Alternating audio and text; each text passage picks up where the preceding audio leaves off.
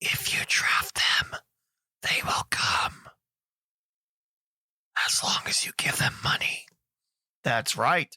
The 2022 MLB Draft is history. Who did the Cincinnati Reds pick? And who's all signed? Plus, the trade deadline is approaching. Who's no longer a Red? And now who's new to Cincinnati? Plus, a little bit more local sports tidbits. But first, a word from our sponsor. Hi, this is Lee W. Mallon of the Cincinnati and Dayton Sports Podcast, and I'm here to talk to you about BetOnline.net. BetOnline.net is your number one source for all your betting needs and sports info. Find all the latest sports developments, league reviews, and news, including Major League Baseball, MMA, boxing, and golf. BetOnline is your continued source for all your sporting wagering information, including live betting, esports, and scores. And BetOnline.net remains the best spot for all your sports scores, podcasts, and news this season. BetOnline.net is the fastest and easiest way to check in on all your favorite sports and events. Head over to the website today or use your mobile device to learn more about the trends in action. BetOnline.net, where the game starts. Welcome to the Cincinnati and Dayton Sports Podcast with Lee W. Mallon. The podcast talking local Cincinnati and Dayton, Ohio area sports. Listen on your favorite podcast platforms by visiting cindaypod.com. That's CINDAYPOD.com. Intro theme is Overdrive by Matrika from Uppbeat.io. Here's your host, Lee W. Mallon.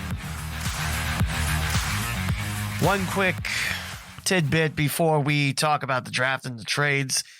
Yesterday was supposed to be the first day of local sports radio returning to Dayton. That got pushed back a week. Double checked with everyone, and yeah, the TKDS Sports and iHeart Dayton deal still going through. Just you gotta wait a week longer. And in fact, yours truly is going to help out with the Saturday morning radio show from 8 to 11, I believe is the times. So that will start on the 13th. Yeah, I'm like, wow, it's already here. But for those that were expecting local sports yesterday, August the 1st, that's why. I believe something about a sponsor getting in the fold is the reason why. That's my guess. So don't worry. Local sports radio is coming back. And you don't have to just point your radio to that bor-wing station. So just so you know. And yes, I still can't believe next Saturday will be the first time I got to wake up, get ready, and yeah, actually be back on radio. I'm really excited. So anyway, the Reds draft and the trades. Needless to say, a lot of people liked what Cincinnati did in the 2022 MLB Draft. And from this article on that is Bleacher Report, Joe Reuter, the Cincinnati Reds, they got themselves an A-. A-. And before you ask, the lowest grade issued was a D to the Los Angeles Dodgers and Tampa Bay Rays. Yeah. The Rays actually sucked on drafting for once. It's a team that really has stockpiled their farm system through and through. The Dodgers just kind of like the Los Angeles Rams, trade all your first picks, get, headline talent and win now type of thing. But yeah, Reds got an A-, which why? Well, the Rays are docked because they thought that Xavier Isaac was a reach at the 29th overall pick. He wasn't ranked in the top 80 prospects on MLB.com or Baseball America. MLB.com had him at 113, Baseball America at 92. So, picked at 29, that is a big reach. So, something of an unknown against quality pitching after a foot injury kept him from playing on the showcase circuit last summer. So a lot of big question marks. But then again, the Rays only took one pitcher with their first 7 selections. And this is a franchise and farm system that can develop arms. So not sure why there's just one unless there's a big stockpile there. So one selection for the Dodgers in the first 100 picks at number 40 because they exceeded the luxury tax threshold by the maximum amount. But that number 40th pick was Louisville catcher Dalton Rushing. So that's a pretty nice snag. So why did the Reds get some of the best grades? Well, let me tell you if I can find it. Cincinnati Reds, Cam Collier at number 18. This is Cam Collier, who was ranked in the top 10 in both Baseball America and MLB.com. He's going to turn 18 in November. He graduated high school early to go to one of the finest junior college baseball programs in the United States. That's Chipola Junior College. And all he did there was hit .333 with 20 extra base hits and had a pretty good ratio of strikeouts to walks. That would be precisely 32 strikeouts and walking 25 times. So yeah, that's not bad, especially since, strikeouts are very high nowadays, and, only having about 7 more strikeouts than walks, I don't think there's a coach out there that would complain about that. Best tools in the entire draft, possibly for this third baseman: above average to plus power potential, a double plus arm, advanced and strong approach at the plate. So Cam Collier seems like the real deal. Maybe even, our future third baseman in a few years. So, yeah, the Reds got a steal. This was supposed to be a guy that was gone in the top 10, dropped all the way to 18th, nearly falling to the 20th spot. But hey, Reds saw him, snatched him up. I love that pick. Now, the compensation round,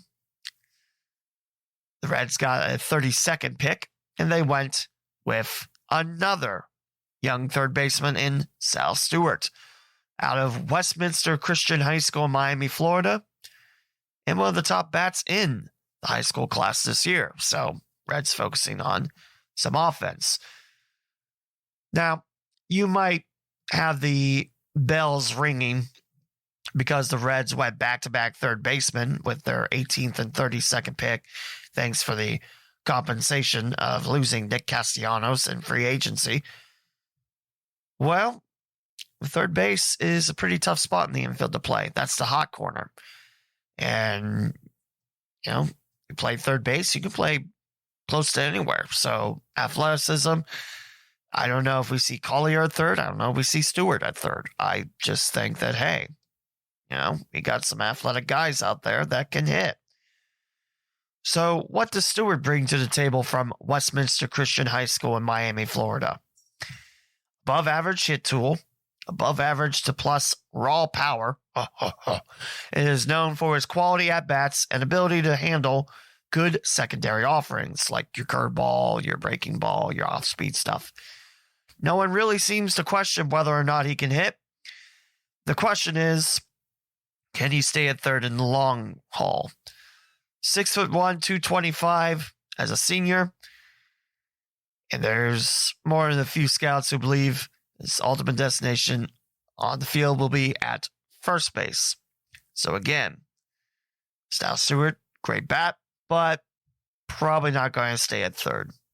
Most likely at first base, which is fine, because sometimes, you see pitchers that start and then they're good relievers, or maybe good relievers turn to good starters, or good starters stay good starters. You get what I'm saying. So 2 solid at-bats. Sounds promising. We move on to round 2, 55th pick is Logan Tanner out of Mississippi State, catcher, with the Reds' lone second-round pick. Best defensive catcher in the draft this season. A big-time arm and good receiving abilities behind the plate. So, hey, a guy that can call the game and help his pitching staff. Sounds like something the Reds might be interested in, especially since Tyler Stevenson is hurt for the up team's time this year. And there's murmurings that maybe Tyler Stevenson gets moved to first after Joey Votto retires. Which, up until this year, I probably wouldn't entertain that, but man, I wish Tyler Stevenson would stop getting hurt. I want to see him do well with the Reds. I know it's not his fault, and I'm not blaming him one bit. It's just, man, he's had some bad luck. So at the plate, that's where Logan Tanner needs to work on. He's never hit better than 287 in his 3 seasons at MSU. His hit tool is considered to be below average.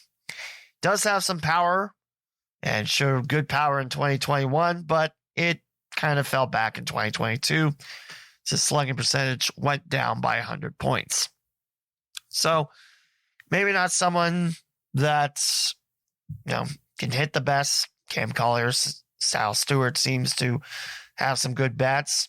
Logan Tanner, more power bat. Maybe that gets refined through the farm system. Who knows? The second round pick for the Reds, and the final pick on day 1, Oregon State's Justin Boyd, an outfielder. The 2022 season was the first year he played each and every day, and he took advantage of that, hitting .373 and swiping 24 bases in 62 games. Primarily for the Beavers, a right fielder in his 2 seasons, but his best bet for an everyday job, if he can slide to center, because his power just doesn't profile enough for a corner position. Good speed, but lacks experience in the speed position. If he can play center, it takes a little pressure off his bat, compared to if he can't play center and has to maximize every aspect of his game as an everyday guy. So, interesting there. I mean, sounds like he would be okay in center, but, it's just about being able to cover a little bit more ground than your corner spots. I like it. I think Justin Boyd can be a nice fit for the Reds one day. So that closes out day 1. How about day 2? We won't spend as much time because we're talking now, 8 rounds from 3 to 10? So Bryce Hubbard picked in the 3rd round, a left-handed pitcher out of Florida State, first arm pick by Cincinnati. Left-hander, 6'1", 185. Fastball goes between 90 and 93. Can get it up to 97. A high spin rate to go with velocity. And Hubbard has shown 2 breaking balls with an above-average curve in the mid to upper 70s. And a slider that's okay, around 78 to 82. But he developed that last year. His changeup needs a little work, but that's something you probably won't see out of him unless he develops it more. So in his time in college at Florida State, he saw his control improve each and every year and just walked 21 batters in 2022 in 76 innings. Also followed up with a good showing in the Cape Cod League summer 2021, where his ERA was at .87, and he just walked 8 batters in 31 innings. So, hey, someone that doesn't walk a lot of people, that sounds nice. There's some scouts out there that think bullpen guy, but he'll probably get a chance to start in the minors and see if he can develop and remain a starter. So again, like I was mentioning, sometimes, starters turn into bullpen guys, and that's okay. And Sal Romano was one name, which was no longer on the team. TJ Antone, Amir Garrett, who's also no longer on the team. Michael Lorenzen actually started for the Dayton Dragons, and I feel like he started 1 game for the Reds. It wasn't very often, but there you go. Also dipping back into the Chipola Junior College pool, the Reds in the round 4th pick, Kenya Huggins. He's a right-handed pitcher, 6'3", 215. And this guy, low 90s fastball, can get it up to 96. Slider is above average and his best pitch. It works in the low to mid 80s, and you can throw it in both in the zone and get hitters chasing. Changeup is something he doesn't throw often, so yeah. The 19-year-old does need to work on improving his control. He walked 32 batters, had 97 strikeouts and 73 innings, so that's not terrible, the 32 walks with 97 strikeouts. Also threw in Cape Cod League this summer, 6 innings. So, hey, sounds promising. Round 5, a catcher from Virginia Tech, Cade Hunter. Previously drafted in 2019, the 35th round, and Hunter decided, I'm going to go play college ball. Didn't play much in his first 2 seasons with the Hokies, and 2020 because, COVID. And then broke his hamate in 2021. Hamate? Yeah, I'm pretty sure that's that same injury that Reese Hines is dealing with. Healthy in 2022, put up big numbers at the plate, hitting 14 doubles and 17 homers, showing his above average to plus power. Hit tool is below average, however, and scouts wonder how much average he'll hit for just because he struggles with secondary offerings, meaning once pitchers decide no fastballs for you, you're going to have to learn how to hit the curve, the slides, and stuff like that. Defensively, solid catcher, above average arm. Needs to continue to improve his receiving abilities, but has gotten better with his skills since high school days. So, hey, some time at Virginia Tech seems to have helped him out. Going around 6, it's Zach Maxwell, a right-handed pitcher out of Georgia Tech. You get a theme in game 2. 3 of the 4 picks have been pitchers, the second right-hander. And Zach Maxwell, what does he bring to the bump? Velocity. Mid to upper 90s and can scorch 101 miles per hour. Velocity is high. It also has a great spin rate and gets good movement. It also shows an above average to plus slider at times. That works in the mid 80s. Showed a changeup this season, but it's something he'll need to keep on developing. So, what's the catch with Zach Maxwell? Well, according to scouts, below average control. As a freshman and sophomore at Georgia Tech, he walked more batters than he pitched innings. This past season, he walked 41 and 51 in a third. Stuff is there, just needs to develop control, maybe a back end of the bullpen caliber reliever. But again, control. In fact, looking at the full stats here, 98 walks issued in his time at Georgia Tech. In 2020, that shortened season, he walked 16 and 14 in the third. In 2021, walked 41 and 32 innings. And 2022, he walked 41 and 51 in the third. So our first infield position on day 2, round 7, the Reds pick up Texas Trey Fulton of the Longhorns, above average defender at shortstop. Shows range and a plus arm of that position. The defense leads to the reports. Also has solid speed and average power potential he can tap into. The hitting aspect is the big question mark. Fulton can play in the field. It's just the hitting that needs to come up. In 292 play appearances with Texas this year, struck out 104 times, which is 36% of the time. A little bit high. If it was half of that, that would be probably needing to work on getting more contact. Hit 266 in his career at Texas, topping out this season at 282. So premium defender, that needs some work. Round 8, Chris McElvain out of Vanderbilt. Right-handed pitcher at 6'2", 205. And entering 2022, he made 1 start in his first 2 seasons, although in summer ball he did start. But he made 16 starts as a junior at Vanderbilt and posted a 4.27 ERA in 86 and a third, striking out 100, walking 44. Fastball works in the low 90s, can get as high as 96 with solid movement.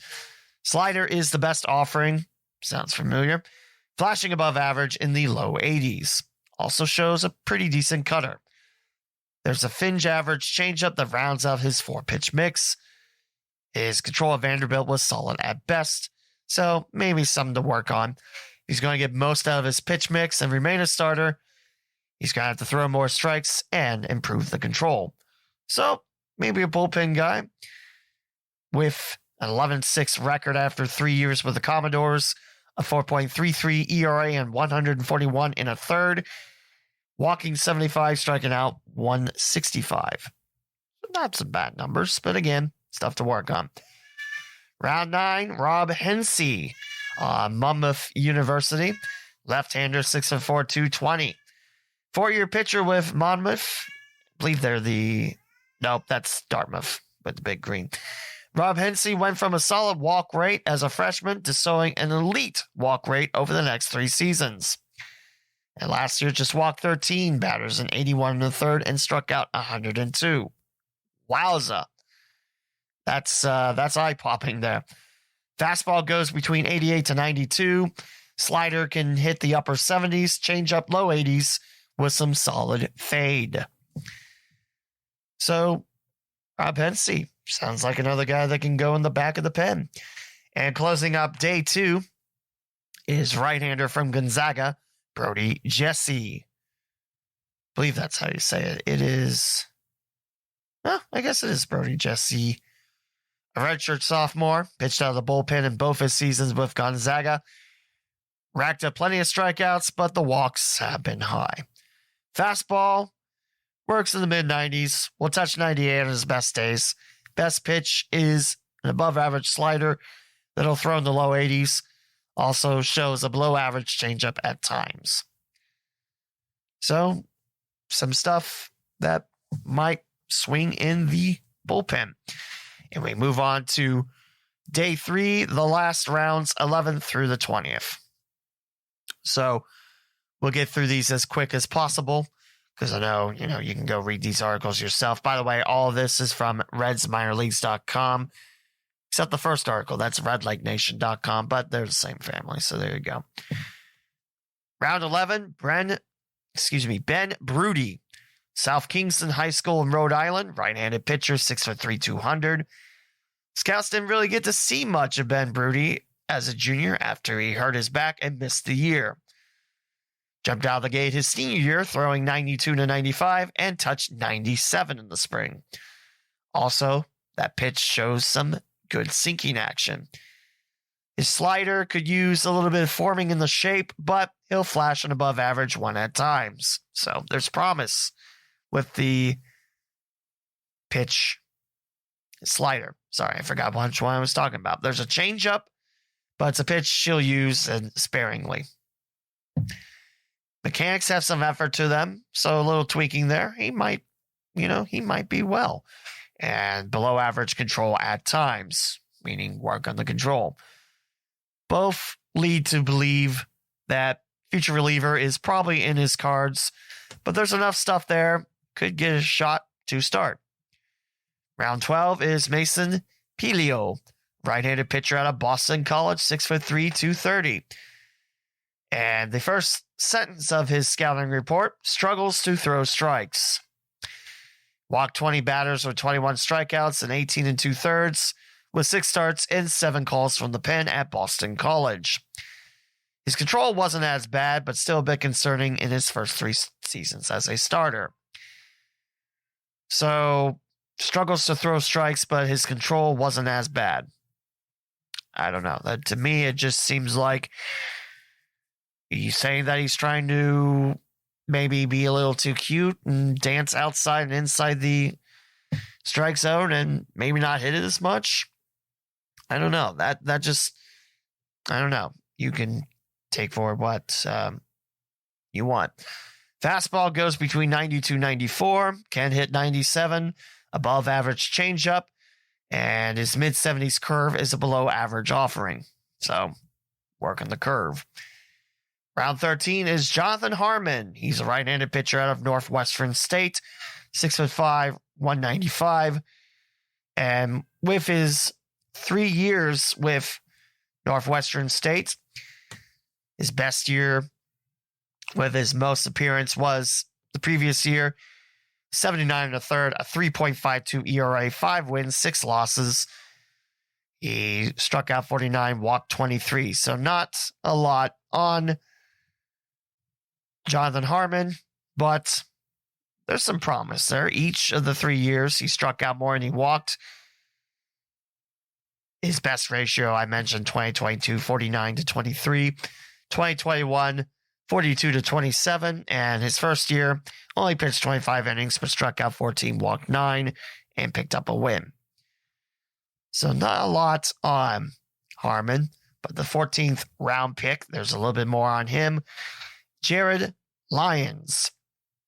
His school is listed as George Mason, but apparently started at Boston College.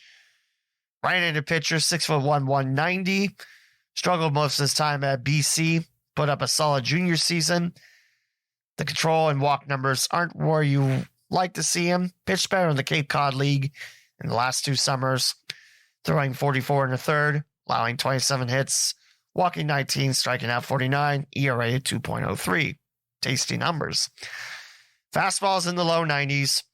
A good 12-6 break on his curveball in the upper 70s.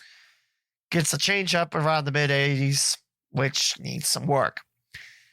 So altogether, did not mention a single word about Jared Lyons and George Mason, but I believe I remember him on the Patriots roster.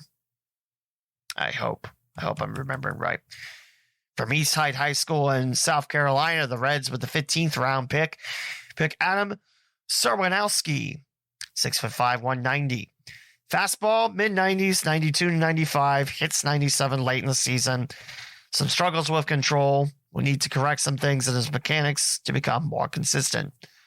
So, and that's about all the information was on him. Once we get towards the later rounds, the information starts to get a little sparse. Just think if we still had 40 rounds of this. Round 16 is Trey Breathwaite out of West Virginia. He's a right-hander, 6'3", 220. Fifth-year senior who pitched 4 years at Navy before making the jump to the Mountaineers. Pure reliever.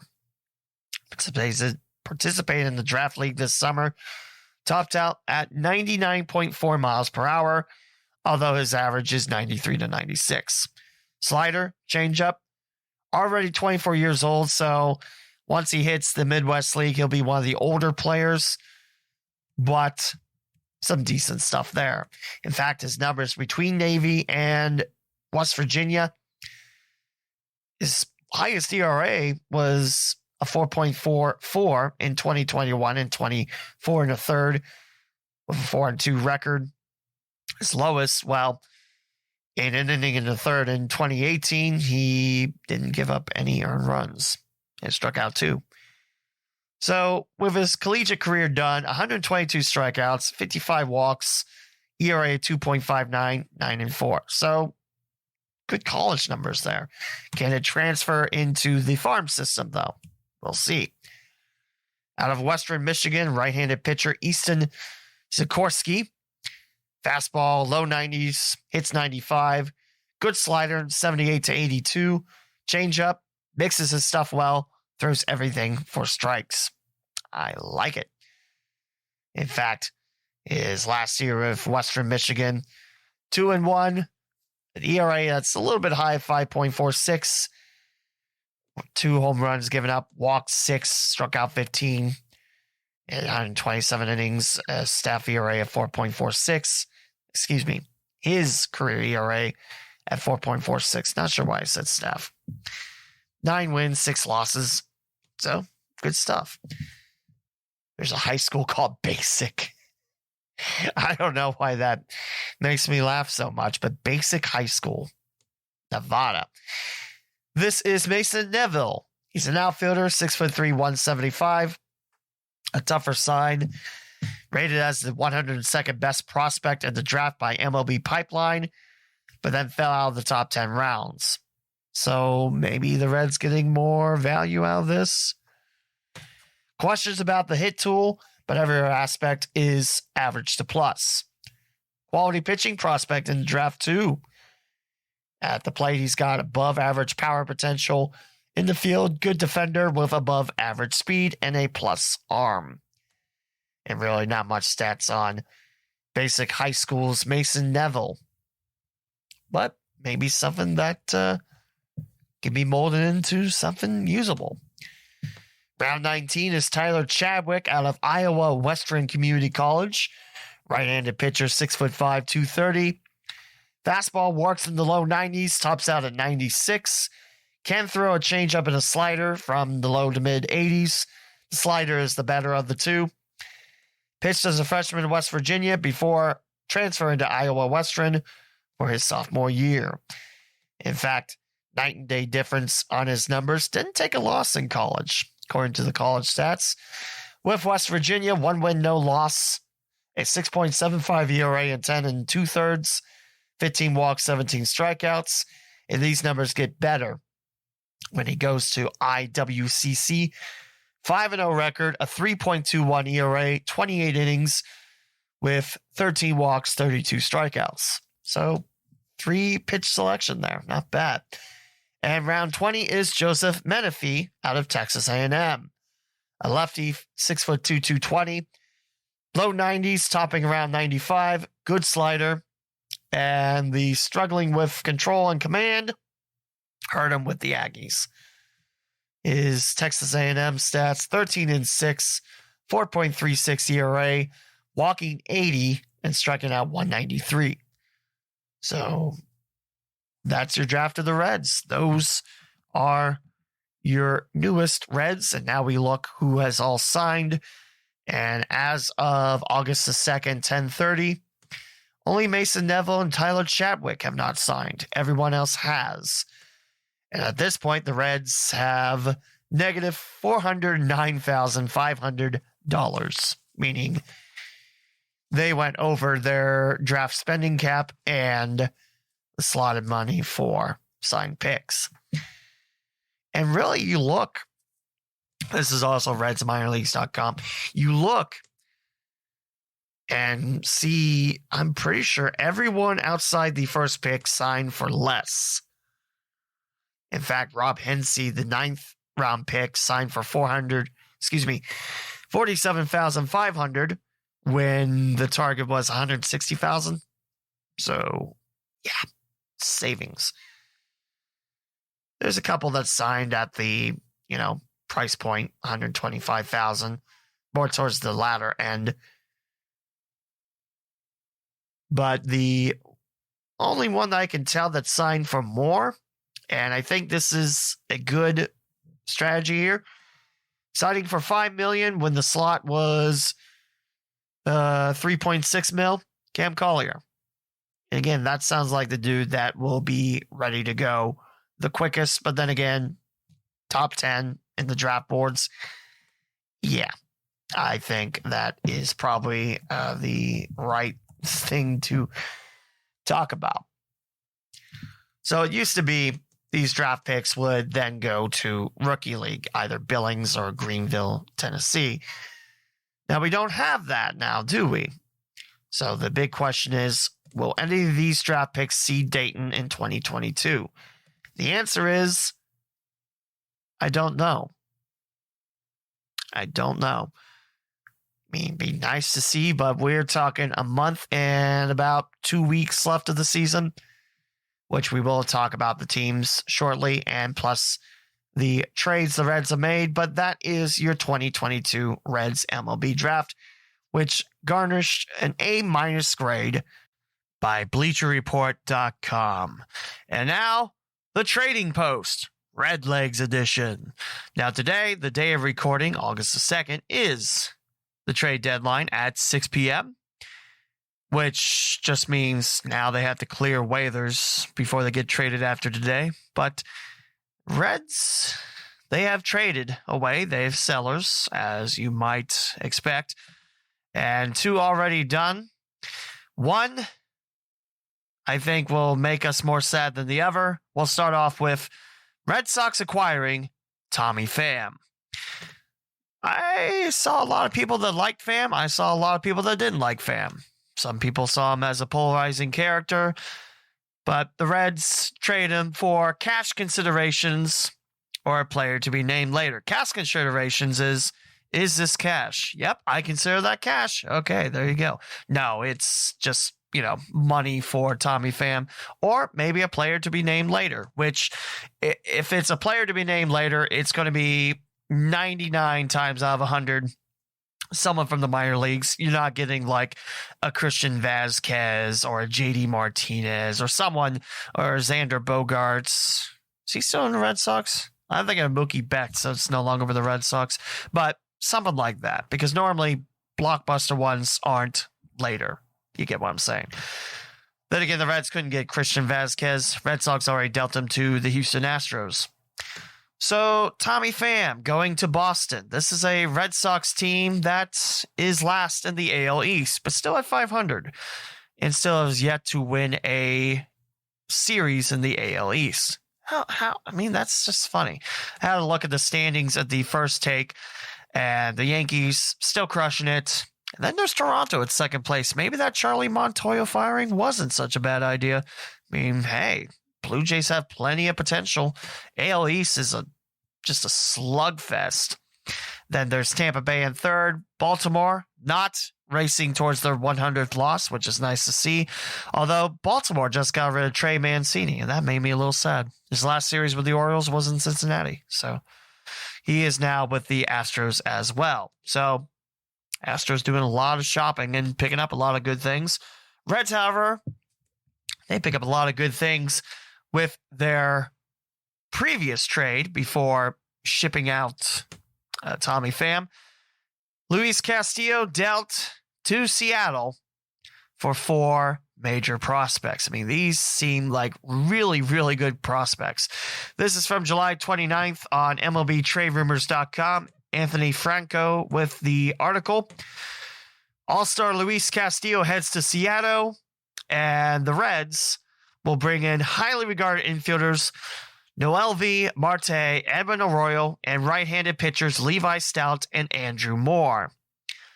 So maybe that transaction I saw on the Dragons page, Andrew Moore going to, what's it, Arizona League? I think it's Arizona League Reds.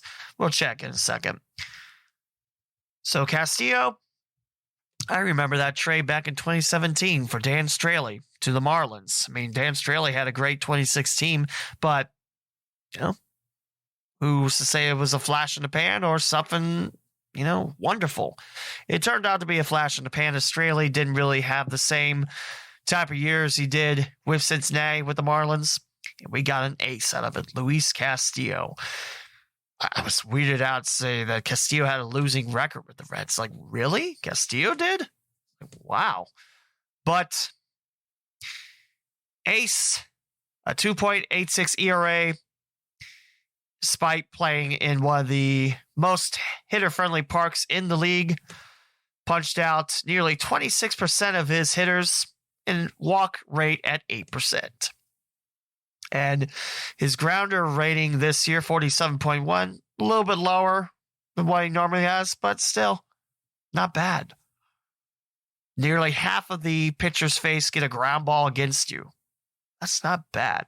I mean, Luis Castillo, definitely one of the aces in the Reds system.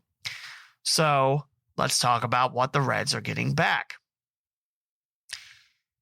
And I tell you, reading on these guys, it makes me excited. Yes, I'm sad we no longer have Luis Castillo and no longer get to celebrate LePedro Day in Cincinnati or Dayton this year because he had a rehab start. But I will say, what we're getting back, man, those are some really, really good prospects. Marte and Arroyo, top 2 prospects in the Seattle system on Baseball America's most updated top 100. And respectively checking in the league 47th and 48th. So you get a pair of top 50 prospects in the entire system, in the entire baseball system. Noelvi Marte is the most well-known of this 4. Entered the season, the game's top 15 farmhands in the estimation of Keith Law of The Athletic, Fangraphs, and ESPN's Kylie McDaniel. So Marte is a 6'3" infielder, universally projected as a possible plus power hitter, capable of giving you 25 or more home runs every year at his peak. Exclusively a shortstop in the minors, evaluators suggest he might eventually grow out of that position, especially if, one Ellie De La Cruz comes to the Reds. Probably not next year, probably looking at 2024, maybe, depending on how well he does AA and AAA, I suppose. He's expected to stick on the infield as a possible above-average third baseman. Cam Collier, he needs a little time to grow. So maybe that will work. Spent the year in high A as a 20-year-old, put up a nice line of 270 with 15 homers, walked about 11% of the time, and striking out about 21% of the time. That's manageable through 389 plate appearances. So it's possible Marte might stick in the high A level and go to Dayton. It's possible, and I think Tom Nichols mentioned that out of those four, he's most likely to see some time in Dayton this year. It's also possible he might get the call up to Chattanooga, but I think the Lookouts are pretty stacked on talent, so he might stick in high A for a little bit. So last year's second-round pick for Seattle, Arroyo, he's 18, already elevated his stock in his first full professional season. In low A this year, he has a .316 batting average, collecting 13 homers, 19 doubles, and swiping 21 bases. That kind of offensive performance was unexpected as the switch hitter entered the season more regarded for his potential plus defense at shortstop than his bat. I think we're okay in the shortstop position, but again, the Reds see that some people are better in other spots in the infield, maybe try him in the outfield. It doesn't mean they have to stick in shortstop. Otherwise, the Reds would have like 12 shortstops at this point. And that would be rather silly because you need just one shortstop. Levi Stout recently tagged in as the M's number 10 prospect by Baseball America. 24-year-old righty has struggled at Double-A this year. His ERA is at 5.28 across 87 innings. Slightly below average strikeout rate at 22%, but a much better walk percentage at rounded up 6%. That's more palatable. BA writes that his fastball is up around 94 to 98. A solid array of secondary offerings led by the changeup. He'll be added to the 40-man roster if the Reds want to keep him, so the Rule 5 draft teams don't swipe him away. Regarded as a possible back-of-the-rotation starter. Now, Andrew Moore, not to be confused with the former Seattle starter of the same name, 14th round pick last year out of junior college. This 22-year-old has worked exclusively out of the bullpen in low A, posting a 1.95 ERA through 32 and a third, with a ridiculous strikeout rate at 43.6.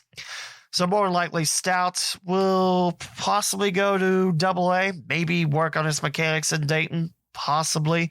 More probably going to Daytona. Probably. But ridiculous strikeout rate, nearly 44%. Walking 13% of his opponents. Fastball 95-97, swing and a miss, breaking pitch. Interesting lower level bullpen arm to Cincinnati system. So I like the pickup. I mean, yes, I will miss the player Luis Castillo and what he did for Cincinnati, but, maybe it was time to restock the farm, and maybe the Reds will look even more dangerous when those guys are ready. I don't know. But that's the two trades thus far that Cincinnati has done in recent days, and today's the last day of the trade deadline at 6 o'clock. And the last trade I am spying is the Orioles sending out Jorge Lopez to the Twins.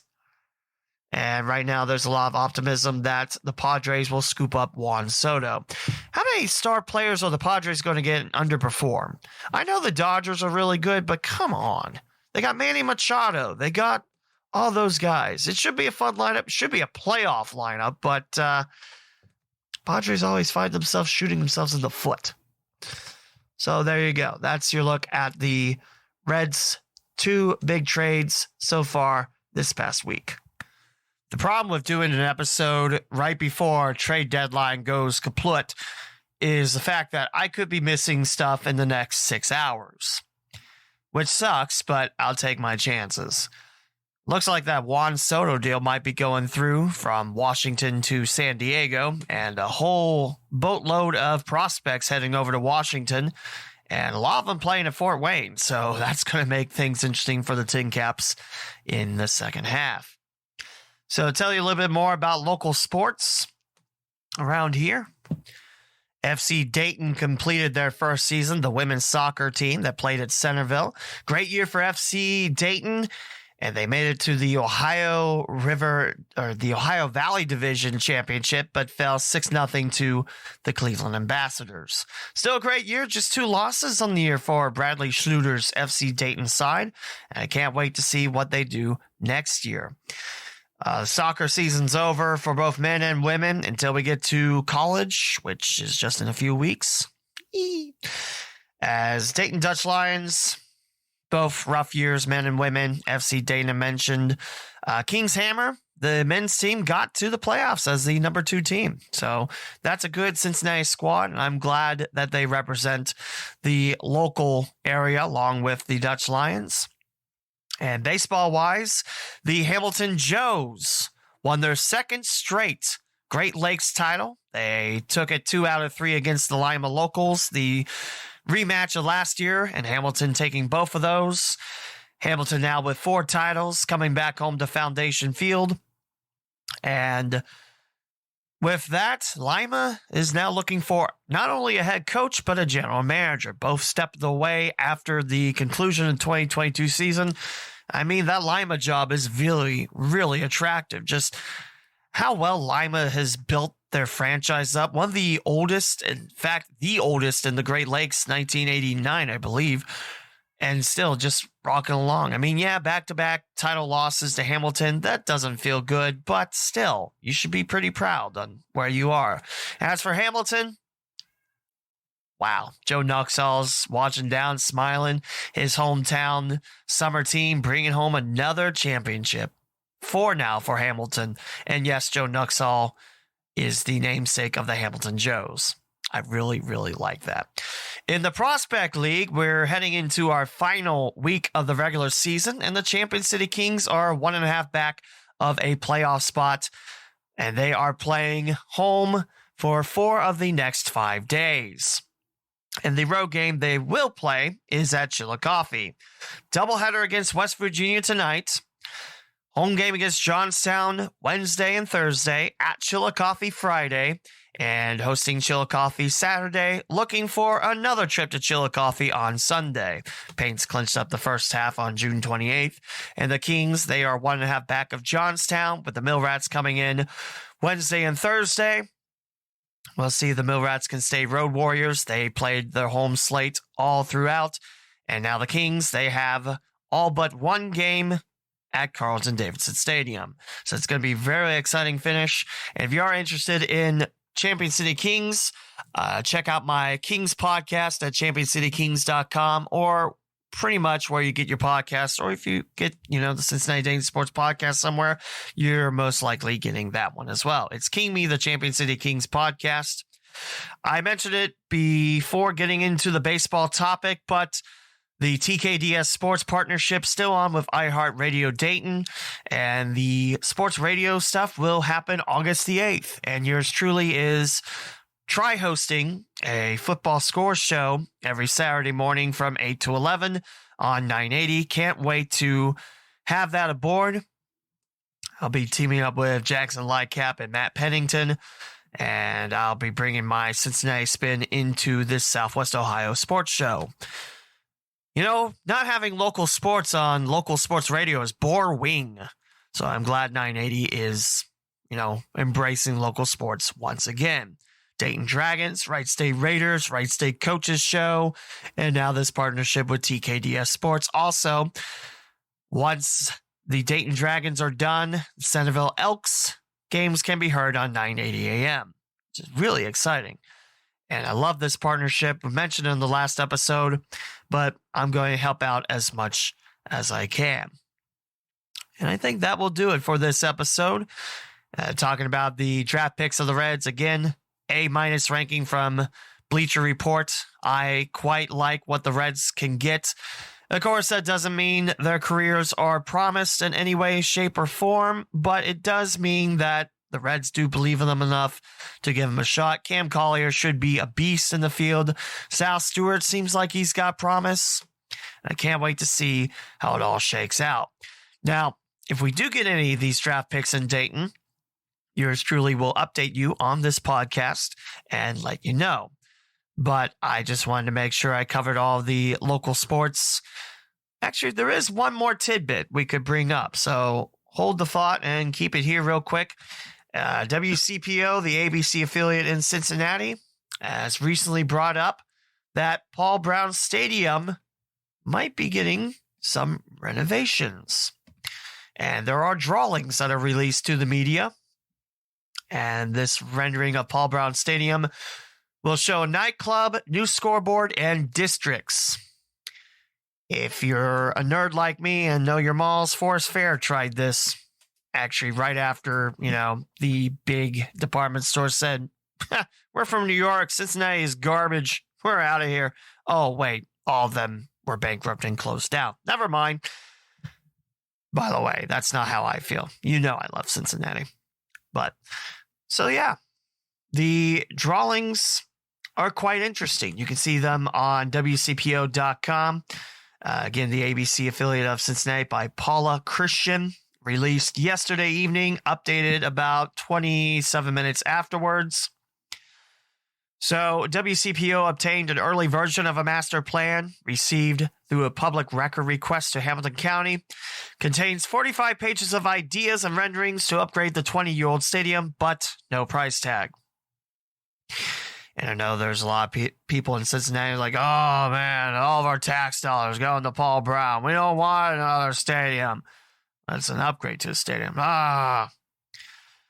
The Gensler presentation is a conceptual outline of ideas guiding the overall master planning process. County spokesperson Bridget Doherty said or wrote to WCPO in a statement, none of these ideas are final. We expect the final master plan by the end of this year that incorporates the capital plan that was released publicly in April.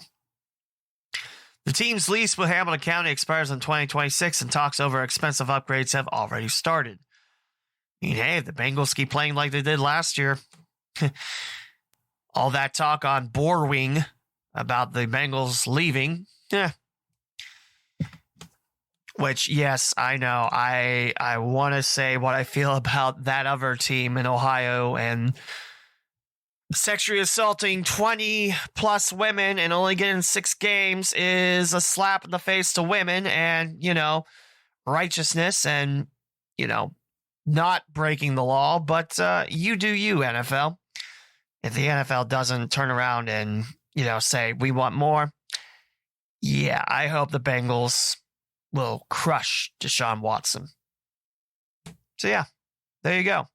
That's my think. I am pissed off that it's only 6. Should have been more. But I can tell you the host on bor-wing is probably celebrating and thinking it should have been way less because, nothing was proven. He said that he did it. What more do you want? Anyway, yeah, I've had to bite my tongue and hold all my thoughts because, yeah, I'm a professional. I don't want people thinking I'm unprofessional, but there you go. So basically looking at the drawing, the traditional upgrades are in yellow, function and flow, which is entrance and everything, in red, and new fans, new experiences in green. Actually, is there a way to make this big? Hey, there we go. So some of the traditional upgrades, the scoreboard was mentioned, conditioned area for west 50-yard lower bowl seats. Conditioned area for West 50 bowl seats. Seat lodge boxes, graphics, LED screens, and concourse areas. Relocate the press box, which is T6 on the map. Are they going to move it off center to left? I don't know about that one. I don't know. Energize convertible clubs. Energize, huh? Keeps going and going. Sorry. Fireworks will be, what is that? Towards the highway, looks like? I don't know. You can see it for yourself on WCPO's website. It's really interesting. And also, they're looking to add cascading balconies to the southeast corner of the stadium, which would be closer to the river and Great American. It'd be similar to the outfield decks at Oriole Park at Camden Yards, which is a baseball field I want to get to one day because it is absolutely gorgeous there. And luckily, the Orioles are playing much better baseball to warrant it, but there you go. Also being considered new South rooftop experiences, a sky bridge to connect the upper concourses, live sports betting club. It's becoming legal in Ohio in 2023. Be funny if it was becoming illegal and the Bengals are still doing that. But a much larger scoreboard with game day fireworks above it. So, yeah, it really seems like some really cool plans. The scoreboard looks beautiful. And also you heard by now that the Bengals are looking at selling the naming rights. They want to make sure Joe Burrow gets paid. Rightfully so. This dude has changed the Bengals in a year and a half, let's say. And yeah, definitely the better NFL team in the States. Not only getting to the Super Bowl and, having the fans, brag about beating a Pittsburgh team on the rapid decline, but you do you, I guess. And then the Bengals reach the Super Bowl, and, those fans can say it's a fluke and everything, but your quarterback is a sexual predator. So there you go. And before anyone says about Joe Mixon, guess what? That was solved. He served his time. Sean Watson's only getting 6 games. Anyway, yeah, I hate the fact that the only sports talk show in town wants to be in Columbus, because all it is that team in Columbus and the Browns. Anything else? Nah. And why do you give the contract to someone that hates the Dayton Flyers about the Red Scare, which fell in the semifinals? Guess we could talk a little bit about that. Great run. Couple big upsets on there. In case you don't know, the basketball tournament is alums of certain programs, and Dayton's Red Scare, just like the student section name. And no, I didn't listen to on 1410 because, again, the guy calling them hates the Dayton Flyers. So why does he get the opportunity? So there you go. But yeah, good run for the Red Scare. Scoochie Smith doing Scoochie Smith things. That dude's a beast. Jordan Seifert. There's some really good names on there. I think V. Sanford was there. I think he had a game winner. Which basketball is a little bit different. You play until a certain score. Like you play 4 and then you hit a certain score and then you win. The Elam score, I believe it's called. But yeah, I wanted to listen to and follow along, but social media was my only way. Because, yeah, I wasn't listening to a guy that hates Dayton Flyers and hates Dayton Flyer fans call stuff that's relevant to Dayton Flyers. And I even made the comment, why isn't Larry Hanskin calling this? The dude is Dayton Flyers. The dude's been at University of Dayton since the 1980s. Go back and listen to the episode if you don't believe me. And he's not calling these games? Stupid. That's what I call it. There you go. But anyway, how'd I get on a spin on that? I've got a lot to say. And man, I am so glad 980 is bringing back local sports. And hopefully the ratings crush bor-wing. I want to crush that other station. So I think that'll do it for this episode. You got local sports. It's too bad you can't get them on local radio yet. Again, should start August the 8th, and I believe a sponsorship was holding it up. So should be this upcoming Monday, and I can't wait to be a part of it. And definitely Saturday morning football score show will be excellent. And yours truly will have that. Maybe I'll incorporate some of the material into this podcast. I don't know. But that's all to see as the weeks come on. High school sports start this week. Golf kicks off. And then football August the 19th, 2 Fridays away. Yours truly is going to be back with the Princeton Vikings. Can't wait to get back to football. Can't wait to get back to Cincinnati. And can't wait to continue broadcasting. This is the Cincinnati and Dayton Sports Podcast with Lee W. Mowen. And we'll talk to you again for the next episode. Thank you for listening to the Cincinnati and Dayton Sports Podcast with Lee W. Mowen. Be sure to bookmark CindayPod.com, spelled CINDAYPOD, the official website of the podcast. You can find your favorite ways of listening to the local Cinday Sports Podcast, such as Apple Podcasts, Spotify, TuneIn, Google Podcasts, Pandora, Amazon Music, the iHeartRadio app, and many more. You can also purchase merchandise from TeePublic and Redbubble to help support the podcast. Follow on Twitter, Instagram, and Facebook at SindayPod and the host at the Lee W. Mowen. The closing theme is Cosmopolitan from Pecan Pie on Uppbeat. This is Lee W. Mowen signing off another episode of the Cincinnati and Dayton Sports Podcast. Thank you for your continued listenership and join me on the next episode.